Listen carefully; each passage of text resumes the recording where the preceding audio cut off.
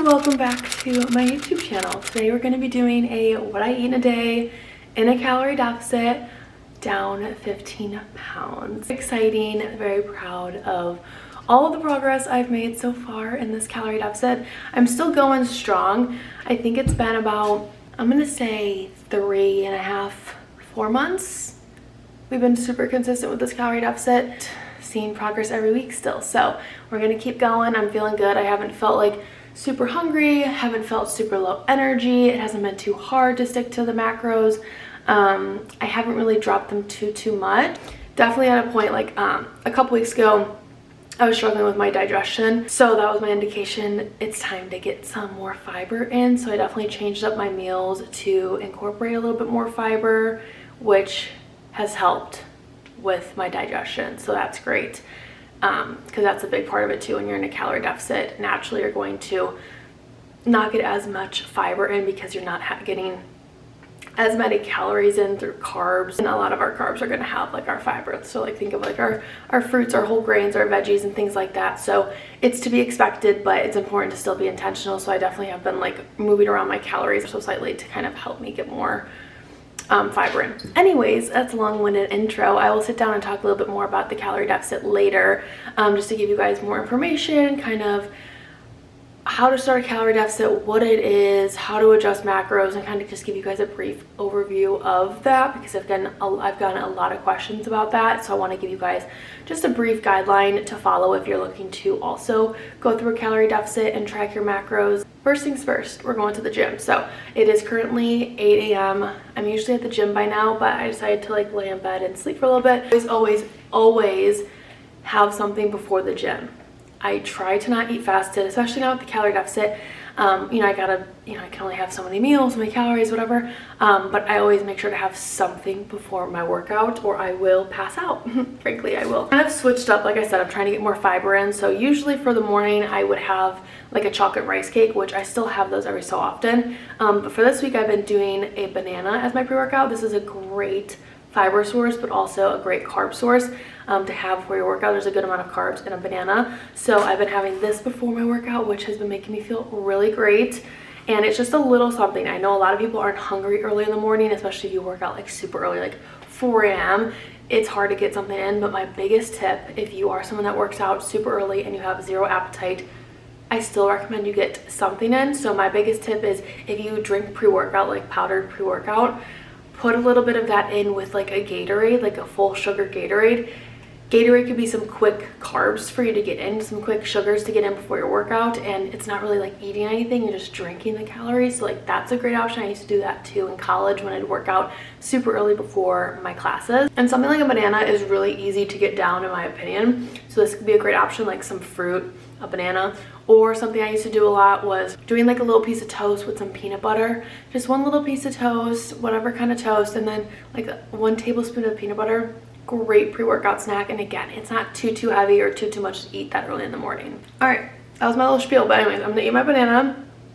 So this is the first thing I'm having for the day, and this is like 100 calories or something like that. Definitely more calories than like my chocolate rice cake, but all good. So what I do, I usually will track as I go throughout the day. Everyone's different. Some people like to pre-track or just track at the end of the day.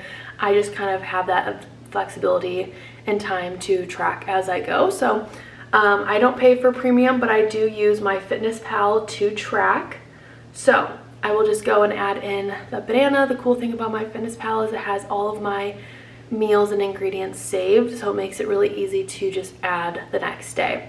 So I just typed in banana, and as you can see the first one pop up there says banana. I'm gonna click add, and I have it in there, so that's all good to go. I'm gonna have a serving of this stem-free. I'm gonna do stem-free today because I don't feel like I really need any caffeine right now. So, but I like the pump aspects of a pre-workout, like the little tinglies. Anyways, I'm gonna do a serving of this stem-free pre-workout from Legion. Now, another side tangent really quick. I'm just like in a chatty mood, so I might as well just chat now while it's on my brain. But this has 5 calories per serving. Don't track this. There is no need to track this. It's 5 calories and like there's nothing in here, okay? Don't track this. I think it's silly to track things that are around like 5 to 15 calories, even 20 calories. Like, it's just not necessary. If you choose to do that, that's fine, but it's not something I do for myself, nor do I recommend it for my clients, because I think it will instill a very restrictive mindset, and there's no need to be that crazy accurate with every single thing ingested into your body, unless you're like competing for a bodybuilding show. That's always like my disclaimer, because we're not competing for bodybuilding shows here. We're just doing lifestyle changes and better healthy habits, and this is okay. This 5 calories is not going to completely throw me out of my calorie deficit. So that is my little spiel. You don't have to track things that are around like 15 to 20 calories, in my opinion. I don't do it, and I don't ever tell my clients I have to do it either. I'm gonna finish this up, get my water filled, pre-workout, and head to the gym, and I'll see you guys for breakfast. All right, we're home. I'm so sweaty. Change of plans. I'm just gonna make a little scramble. Now, let's get to it. Look how sweaty I am. I did the Stairmaster for 20 minutes, and I'm hot.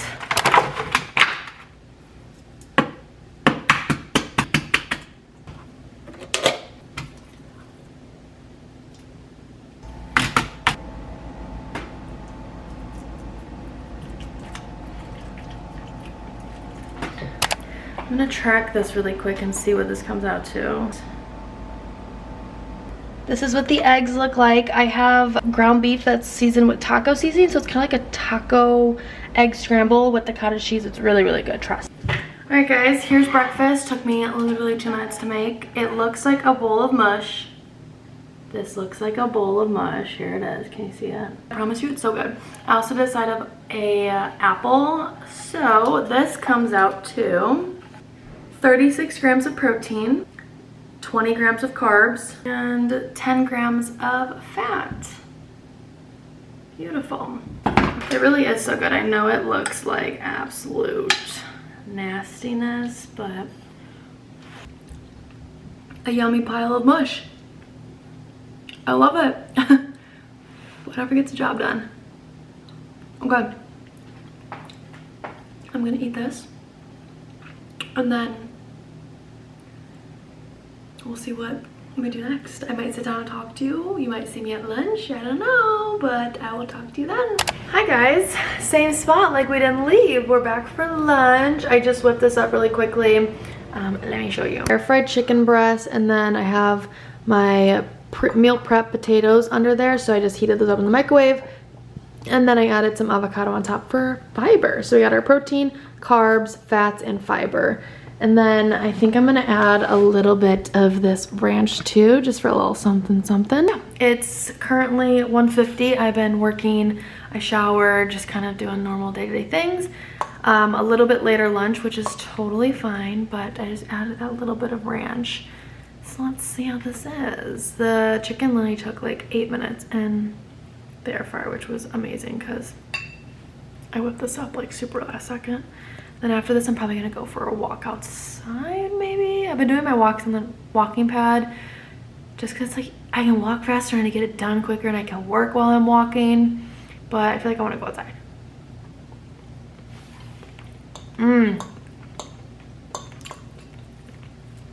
Perfect. This meal has about 32 grams of protein, 23 grams of carbs, so I'm definitely gonna have a carb heavy dinner, I think. 10 grams of fat, but probably a little bit extra because I did a little drizzle of the ranch I need to add in there. Well, scarf this down, literally. And we do have to sit down and talk at one point. I don't know if that'll be today or tomorrow, but we're gonna sit down and talk about this calorie deficit. I'm just really like busy today doing like content shit, and I just haven't had a second yet. I just got back from my walk.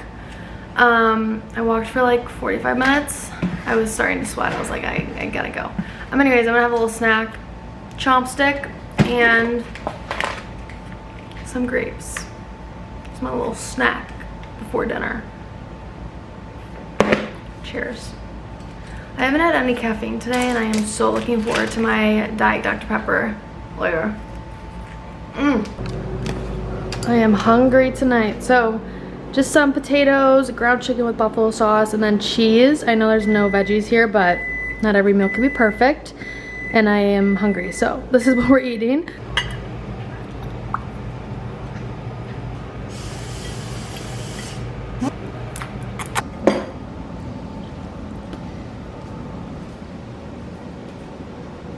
Yeah. What are you putting on? How do you like this meal? This meal slaps.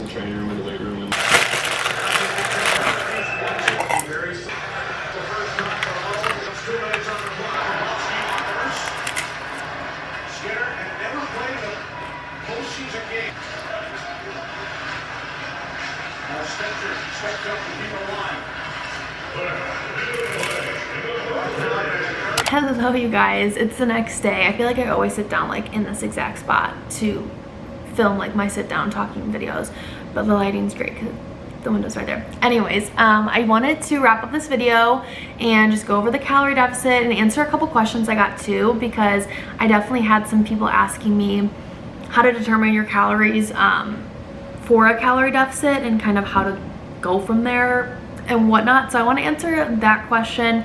But also just kind of go over my progress so far and what I've done. So it's been about 16 weeks, I want to say. I really started this calorie deficit, started this cutting phase where I've been super consistent with it, which has been super exciting that I've been consistent for 16 weeks. It's kind of crazy, but it's been about 16 weeks. I have lost a total of like 14 to 15 pounds. I'm rounding up because why the fuck would I not round up? So like 15 pounds I've lost so far in 16 weeks, which is incredible progress and definitely a good, in my opinion, path and like amount of time and amount lost in amount of time. In my personal opinion, I definitely wanted to take this the slower, more like longer, slower, more sustainable, easier route than just like cutting calories so much and losing so much weight right in like 2 months. Like you can definitely do that, but I definitely wanted it to be more maintainable and sustainable just because I value my weekends and going out to eat still and enjoying a cocktail here and there. So I have definitely still been able to incorporate those things. Like I'm still having a meal out maybe 1 to 2 times a week. When I do eat out though, I'm usually picking the better option. There's probably maybe like 1 or 2 times every couple weeks where I have the more indulgent meal, but that's definitely more far and few between than before. So that's a big change that I definitely made, because I used to just always have the indulgent meal every single time I went out for dinner or picked up fast food. I always just got whatever I wanted, which is good to do every once in a while, but I was doing it way too often. So now I'm definitely making more aligned decisions for me and my goals. So that's a big thing, but I'm still allowing myself to go out to eat, definitely just focusing more on portion control when I do go out to eat, and then allowing myself to have cocktails because I do like to get drunk and have a good time with my people. So I definitely still allow room for that, and that's my next thing is it's kind of having like the sacrifices, and that sounds really toxic and unhealthy, but I don't think it is. That's me personally. Again, you need to focus on your mental and have a better understanding with how you're feeling mentally before you go into a calorie deficit and a cutting phase, because that is a whole nother ball game. So making sure you get that down and get that healthy mindset in place first before getting into this, because that's most important, is prioritizing your mental and having a healthy relationship towards this entire journey. So when it comes to going out to eat, I'm like, okay, if I know I want to have some drinks tonight, I'm gonna choose a lower calorie dinner option, and that's like my little sacrifice because I want to have a little bit more room for the drink, and that's not a bad thing in my opinion. I don't feel unhealthy or disordered doing that. It is just keeping me more on track, but allowing me for that balance. Do you know what I mean? So I find it more actually flexible and realistic and healthy for me, but that's for me. I'm just explaining me here. So that's been a thing. I'm still eating out, I'm still drinking alcohol, and I've still been able to lose 15 pounds in 16 weeks. Now, could you lose 15 pounds a little bit quicker? For sure, but like I said, I wanted to be able to maintain this progress and make it a healthy and sustainable process as well for me. And then I just want to briefly pull up my stats. So like I said, 15 pounds lost. I want to say, let me see if I can like go back like to my calorie amount that I was doing. Not that, this is my disclaimer, I say this with every single time someone asks me how many calories or macros, like what my calories or macros are. what I do, what works for me might not work for you. Okay, so I will share this with you, but don't go running and making this your new macro goal just because I'm doing it and I lost 15 pounds with it. Everyone needs their own goals and everyone has a different timeline and a different plan. So just keep that in mind. That disclaimer is always very, very important for me to share because I don't want you guys to just do something and then either you feel like crap or you don't see results or whatever the case is. Just know that everyone is individual and everyone has a unique experience and their body responds different to literally everything. So I just want to make that disclaimer, but I also am transparent. So I will share what I'm eating for you guys because I'm open like that. And as long as I give you guys that disclaimer, it's all in your hands. All onto you to make the right decision, okay? Anyways, let me go back here, back to, I'm gonna say like end of February, right? It's kind of where I really kick-started this calorie deficit. So beginning of February, I was eating around 1,900 calories. I started at 1,900 calories. That's when my calorie deficit started. So around 1,900 calories, I was consistent with that for, I would say, a good 3-4 weeks. And then looks like middle of March, I went down to 1,800 calories consistently. And then a couple weeks I was sitting there at 1,800 calories. Then I dropped down, looks like April, middle of April, I went to 1,700 calories. And then in May, I dropped down to 1,650 calories. And I have been rocking at 1,650 calories since then. So it's June, beginning of June. So I've been, I don't know, say like 3-4 weeks, something like that. I don't really know exact times, but I've been rocking for like 3-4 weeks with the 1,650 mark, and I really started to see progress around the 1,650 mark. So, and I feel like I'm still energized and fueled, and I'm not feeling super hungry or super lethargic or fatigued. I'm still recovering. I'm still lifting heavy in the gym. So I feel like at this amount, like I'm feeling really good. So I haven't made a drop since then, which was, like I said, last month. So I'm just sitting at this for a while until like my body either plateaus or I start to get really hungry, or I kind of get to that point where like, okay, it's time to like introduce a little bit more calories. Or if I'm still, which I do still have more progress I want, I'm around like 174 pounds, 173 pounds on a good day. So I would like to get down to like 170, not that the scale is everything, but I still have like physical goals that I want to reach to. So we'll see if I drop down to like 1,500 calories. I really don't want to get to that point, but I think it is still okay and healthy enough if I want to get to the point. Either that or I increase my cardio, which cardio for me has been pretty much the same. My workout split has not changed at all since the start of my cut, except for cardio a little bit. But since the beginning, I've been doing 4 days of training, and I have followed the same plan for 4 weeks at a time. So I've been through like 4 different training phases so far. But 4 lifting days, 2 upper body days, and 2 lower body days. And then I'm doing 4 days of cardio. I started with 3 days of cardio for 15 minutes, and I've worked my way up to 3 days of cardio on the stairs for 20 minutes. And then now I've worked my way up to 4 days on the Stairmaster for 25 minutes. So I've definitely increased the cardio too over time. So the next step could either be drop calories a little bit or increase cardio a little bit. So that kind of is that to explain kind of the process there and how I maneuver things. So that is me personally, but obviously I've gotten questions like, how do I start my calorie deficit? What do I do to kind of get that process started? The first step you want to do here is, I wrote down a couple notes to give you guys, but the first thing you want to do here is determine your maintenance calories.